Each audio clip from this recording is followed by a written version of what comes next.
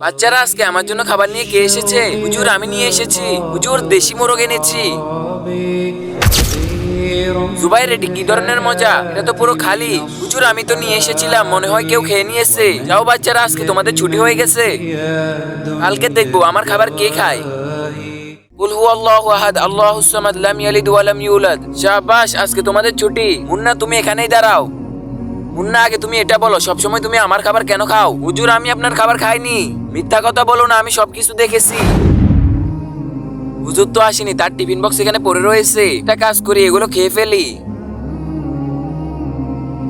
আচ্ছা খাও খাও, পরে তোমাকে দেখে নিব। এখন বলো তুমি আমার খাবার কেন খাও? কিন্তু তা দেখার আগে যারা আল্লাহর এই কাবা ঘরের ছবিটিকে দেখে ভালোবাসবে তারা ভিডিওটিতে লাইক দিয়ে চ্যানেলটিকে সাবস্ক্রাইব করে দাও। আর শয়তানকে ভালোবাসলে কিছুই করার দরকার নেই। হুজুর আমাদের ঘরে সবসময় আলুর ভর্তা আর ডাল রান্না করা হয়, আর আপনার এখানে সবসময় সুস্বাদু খাবার আসে। আমারও মনে চায় সুস্বাদু খাবার খাওয়ার জন্য, এই জন্য আমি আপনার টিফিন খেয়ে ফেলি। না কান্না করো না, আজকে থেকে তুমি আমার সাথে খাবার খাওয়ার জন্য চলে এসো। আর এখানে কিছু টাকা আছে, এগুলো দিয়ে তুমি কিছু ভালো খাবার এনে নিও। শুক্রিয়া ইমাম সাহেব। কমেন্টে আই লাভ ইউ আল্লাহ লিখে যান।